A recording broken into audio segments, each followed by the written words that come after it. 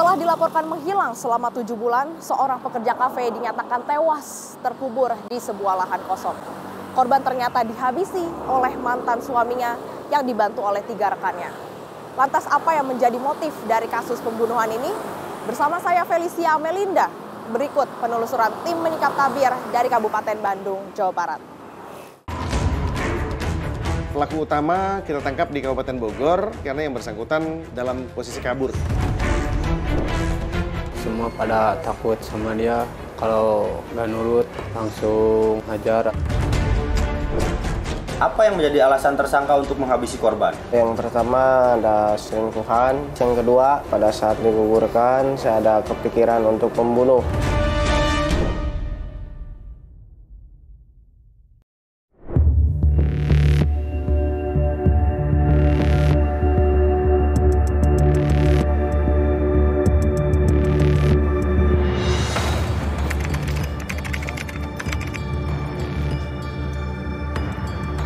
Siang itu, sebuah kebun kosong di Kampung Ciburial, Desa Pangauban, Kecamatan Pacet, Kabupaten Bandung, Jawa Barat, dipenuhi aparat kepolisian. Mereka menggali sebuah lubang berisi jasad wanita korban pembunuhan yang sudah 7 bulan terkubur. Adalah Irma Nurmayanti. Ibu muda beranak 1 ini dihabisi oleh mantan suaminya sendiri. Untuk keperluan penyelidikan, jasad korban kemudian dikirim ke rumah sakit untuk diautopsi.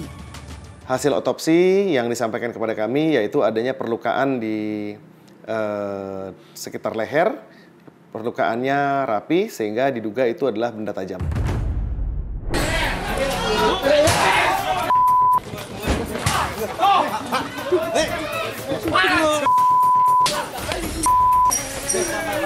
Setelah proses penggalian, suasana sempat memanas. Keluarga korban berusaha merusak rumah pelaku.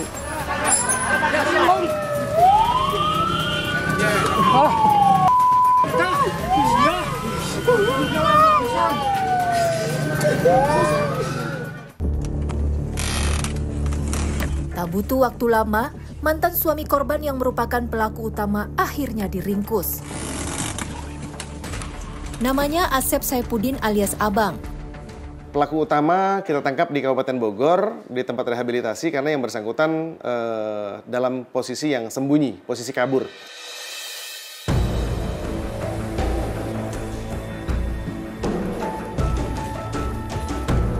Terkait kasus pembunuhan ini, polisi telah menetapkan 4 orang tersangka dan mereka memiliki peran masing-masing. 3 tersangka diringkus terlebih dahulu. Dari keterangan ketiga tersangka inilah, polisi akhirnya meringkus tersangka utama Asep alias Abang di wilayah Bogor, Jawa Barat.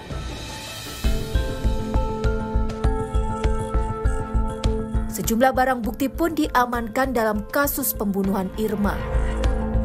Di antaranya, 2 buah cangkul dan sebilah golok yang digunakan oleh pelaku utama untuk mengeksekusi korban.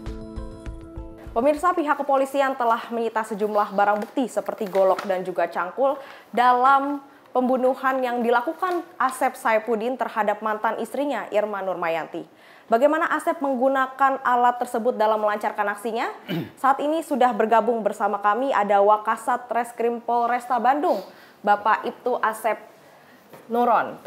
Selamat siang, Pak. Selamat siang, Ibu. Pak, mungkin bisa dijelaskan bagaimana pada saat Asep melancarkan aksinya menggunakan alat bukti ini, Pak? Baik, Ibu. Saya jelaskan. Pelaku atau tersangka saudara Asep melakukan pembunuhan terhadap korban Irma dengan menggunakan sebilah golok. Selanjutnya yang kita sita barang bukti berupa 2 buah cangkul, di mana 2 buah cangkul ini digunakan oleh ketiga tersangka untuk menggali kuburan dan menguburkan korban. Sehingga kami telah sita 2 item ini, golok dengan 2 buah cangkul. Demikian, Ibu. Untuk alat buktinya sendiri ini ditemukan di mana, Pak, di lokasi? Oke, saya jelaskan. Barang bukti ini ditemukan di rumah tersangka di daerah Pacet. Berikut golok dan cangkul tersebut di rumahnya kita sita. Berarti ditemukannya di dalam rumah, bukan di dekat kuburannya ya, Pak? Ya, betul. Setelah dilakukan penyidikan mendalam, dari 4 orang yang telah ditetapkan sebagai tersangka, polisi hanya menahan 3 tersangka. Lalu, apa alasan Asep alias Abang membunuh mantan istrinya itu? Dan berapa upah yang dijanjikan Asep kepada 2 pelaku lain yang ikut dalam proses pembunuhan ini? Apa yang menjadi alasan tersangka untuk menghabisi korban? Yang pertama ada selingkuhan. Yang kedua, pada saat digugurkan saya ada kepikiran untuk membunuh.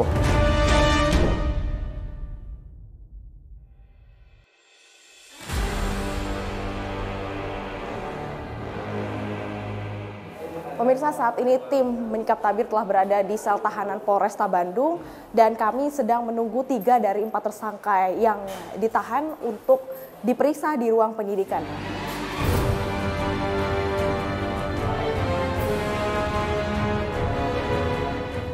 Inilah 3 tersangka yang kini mendekam di sel tahanan Polresta Bandung. Mereka adalah Asep Saipuddin alias Abang, mantan suami korban yang berperan sebagai eksekutor sekaligus otak pelaku. Kemudian Usman Soleh yang berperan membekap mulut korban. Serta Abdul Ghani, adik Usman yang berperan memegang kedua kaki korban.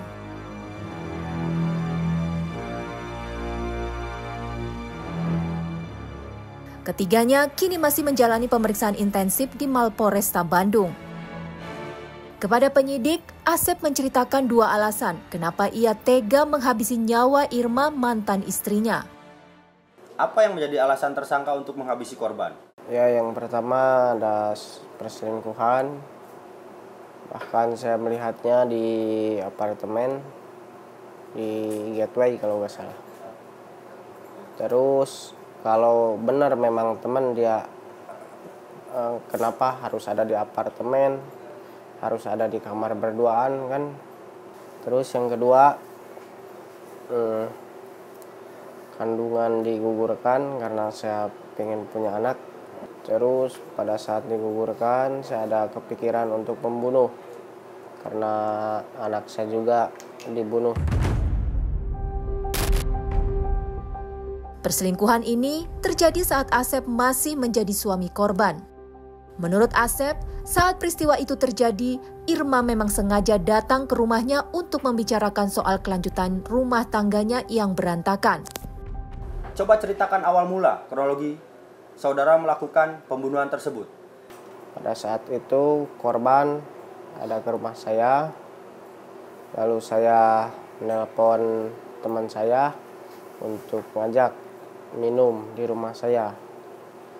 Pada saat minum, udah beli, udah minum, langsung saya tindakan pembunuhan. Teman saya yang 2 orang, yang satu megang kepala, yang satu lagi megang kaki, saya yang membunuh. Setelahnya saudara melakukan pembunuhan terhadap korban, apa yang saudara lakukan? Udah saat membunuh, lalu langsung ke kuburan untuk menggali. Udah beres menggali, langsung bawa korban. Dibawa pakai bambu, pakai sarung. Lalu korban dimasukkan ke lubang, ke kuburan. Habis itu beres, pulang ke rumah masing-masing. Perkenalan antara Asep alias Abang dan Irma Nurmayanti bermula lewat media sosial Facebook.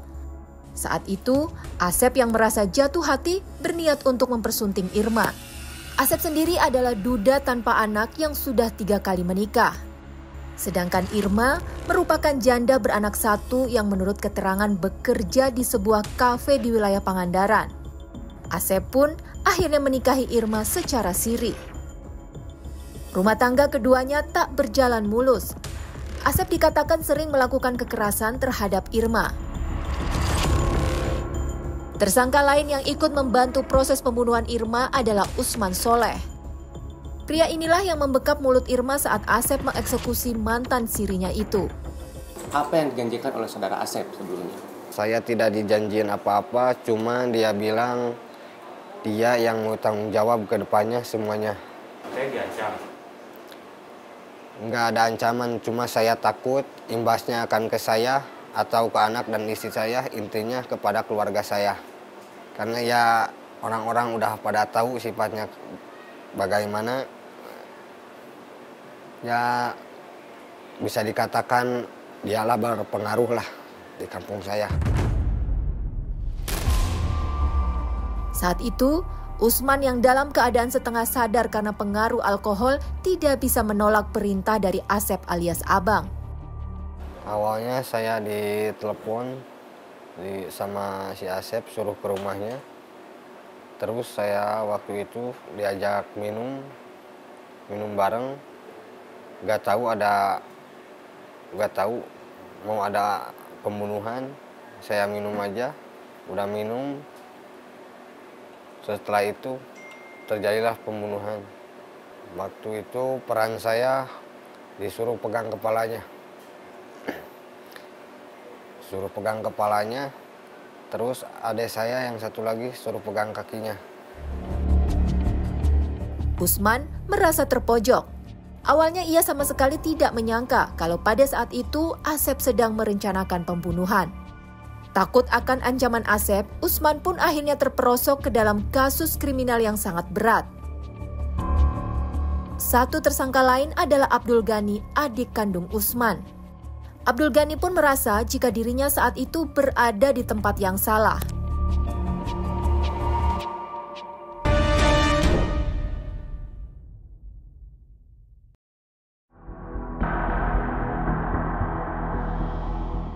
Satu tersangka lain yang terlibat dalam kasus pembunuhan Irma Nurmayati di Kabupaten Bandung, Jawa Barat adalah Abdul Ghani. Saat proses pembunuhan terjadi, Abdul Ghani bertugas mencengkeram kedua kaki korban. Awalnya saya diajak sama kakak saya ke rumah Asep. Lalu saya ikut sama kakak saya. Pas udah di rumah Asep, saya disuruh beli minuman keras. Lalu saya berangkat. Setelah itu saya pulang ke rumah Asep, langsung ke lantai 2 dan disitulah langsung minum. Pas sesudah minum saya diam dan setelah itu dia langsung menarik korban. Terus korban sudah terjatuh, saya diam dan saya disuruh memegang kakinya sama pelaku. Namun, saat membuang jasad korban, ternyata Abdul Ghani tidak ikut. Ia pulang setelah korban tewas terkapar di lantai 2 rumah Asep.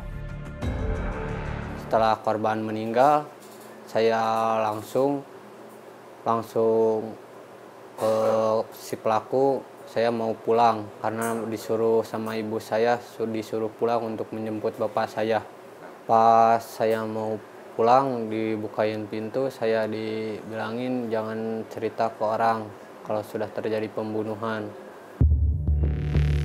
Selanjutnya, Asep menghubungi tersangka Agus untuk membantu membuang jasad korban. Abdul Ghani, Usman Soleh, dan Agus memang tinggal satu kampung dengan Asep. Dan selama ini, Asep memang terkenal arogan di kampungnya. Ya, jadi orang semua pada takut sama dia. Kalau nggak nurut gimana, dia pasti langsung nyamperin, langsung gimana gitu, hajar atau gimana. Kalau saya lagi nongkrong sama teman-teman mendengar motor dia atau dia bawa mobil apa, saya langsung menghindar sama teman-teman saya karena takut.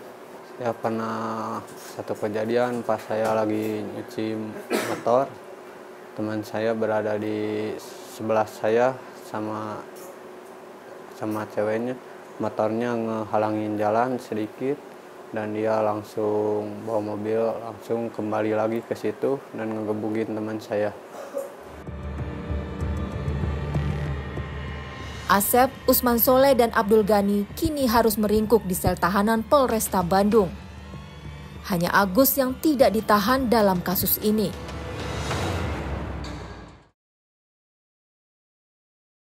Yang ketiga tersangka kami terapkan pasal 340. Kemudian kami lapisi dengan 338 tentang pembunuhan biasa, kami lapisi lagi dengan 170 ayat 3 yang berisi tentang pengeroyokan yang dilakukan secara bersama-sama yang mengakibatkan korban meninggal dunia dengan ancaman hukuman pidana penjara seumur hidup. Sedangkan untuk yang satunya yang kami terapkan adalah pasal 181 KUHP, yaitu barang siapa yang menguburkan mayat untuk menyembunyikan kematian mayat tersebut. Dengan ancaman hukuman 9 bulan tentunya tidak dapat kami tahan, namun demikian yang bersangkutan kami wajibkan lapor setiap Senin dan Kamis. Untuk mengetahui lebih dalam kasus pembunuhan ini, tim Menyingkap Tabir mencoba menyambangi tempat tinggal Asep alias Abang di Kampung Babakan, Desa Pangauban, Kecamatan Pacet, Kabupaten Bandung.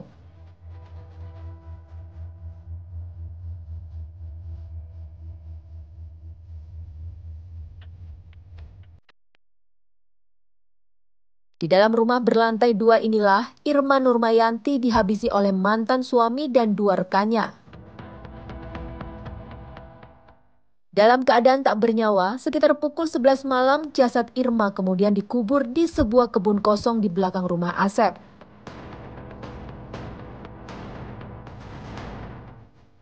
Untuk sampai ke lokasi tempat Irma dikubur, kami harus melewati jalan setapak.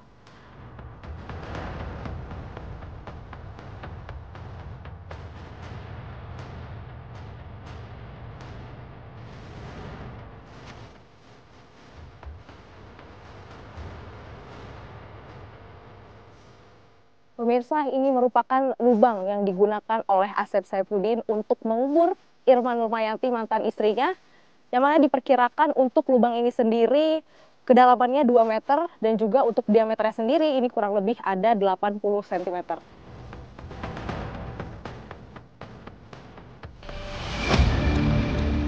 Penelusuran kami berikutnya adalah rumah korban di Kampung Ciburial, Desa Pacet, Kabupaten Bandung.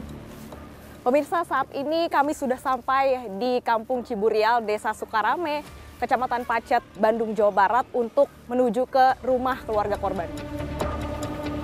Bagi keluarga, tewasnya Irma menjadi pukulan telak. Apalagi Irma ternyata dibunuh oleh orang yang dikenal. Ke bibinya suka bilang memang katanya pernah dipukul. Bahkan saya juga pernah lihat dia ada benjolan di sini ya, ditanya kenapa, katanya dipukul sama si abang, sama handphone juga dicemplungin ke kolam katanya gitu.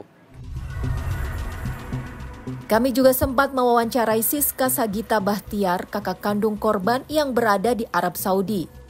Dari sang kakaklah awal mula terbongkarnya kasus pembunuhan Irma. Awal mulanya itu di TikTok. Saya itu pas tanggal 14 itu, karena tanggal 14 itu Irma tidak ada kabar, dari tanggal 12 tidak ada kabarnya itu ke saya. Kemungkinan pihak pelaku ini melihat komentar saya, kalau saya itu dari pihak keluarga. Nah, tiba-tiba si pihak pelaku ini memberikan kabar, tapi lewat Instagram. Kata dia tuh, saya cuma mau menyampaikan dari pihak pelaku yang merasa tidak tenang karena telah melakukan hal tersebut.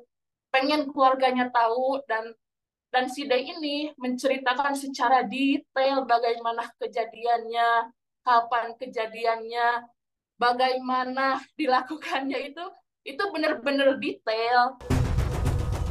Siska juga mengungkapkan selama berumah tangga dengan Asep, adiknya sering diperlakukan kasar. Itu sudah lama, sudah hampir dari awal dia rumah tangga, sering cekcok gitu. Dan dia suka cerita, curhat, minta solusi, minta jalannya seperti apa. Dulu tuh sempat ngirim foto di mana dia memar-memar di beberapa bagian tubuh, kayak di lutut, di tangan, di jidat. Itu pernah ke saya itu. Cuma kata saya itu sabar, udah sabar. Kini, Irma Nurmayanti telah pergi untuk selamanya. Keluarga pun berharap agar pelaku dihukum setimpal dengan perbuatannya.